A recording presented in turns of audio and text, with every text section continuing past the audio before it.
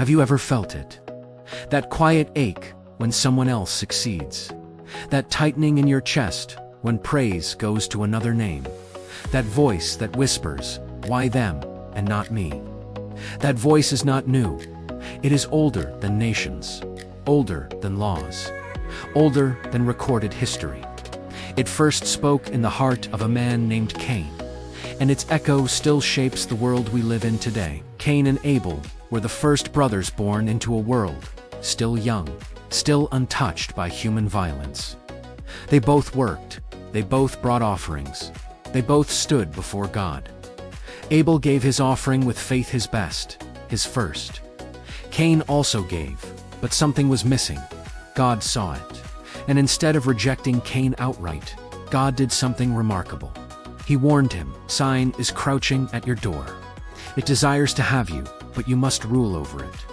This was not judgment, it was mercy. Cain was standing at a crossroads. One path led to humility, the other to destruction, and Cain chose envy.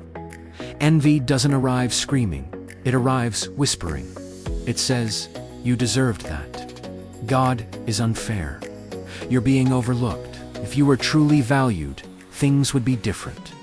Cain didn't wake up wanting to kill his brother. He woke up comparing. Comparison turned into resentment. Resentment hardened into anger, and anger, left unchecked, demanded blood. The first murder was not born from hatred, was born from envy. Let me tell you a story.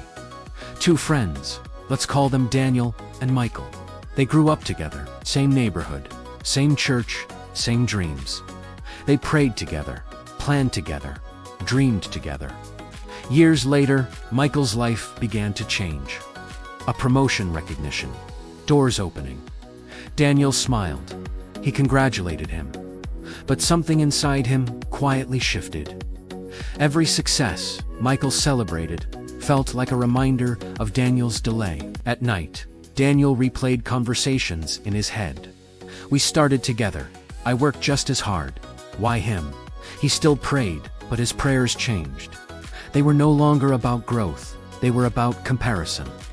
Soon, he stopped calling Michael. Then he began criticizing him to others, then quietly undermining him. Daniel didn't destroy Michael's life, but he destroyed the friendship. And something worse, he destroyed his own peace. After Cain killed Abel, God asked a haunting question. "Where is your brother?" Cain replied, "Am I my brother's keeper?" That question still hangs over humanity. Am I responsible for how I treat others when envy rises? Am I responsible for guarding my heart? The answer is yes, because envy doesn't just harm others, it corrodes the soul that hosts it. Envy is everywhere today. On social media, where success is curated. In workplaces, where recognition feels scarce. In families, where comparison is silent but deadly. Even in churches, where calling becomes competition. We don't kill with stones anymore. We kill with words. Silence, betrayal, and sabotage. Cain's legacy is not murder alone. It is unchecked envy.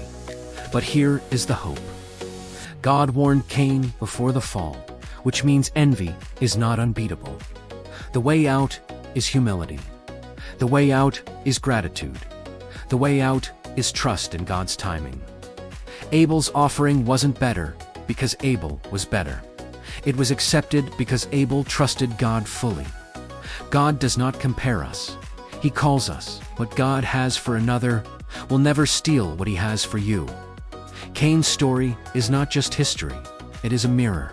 Every time envy whispers, every time resentment grows, every time comparison steals joy, we stand where Cain once stood, and God still asks, will you rule over it?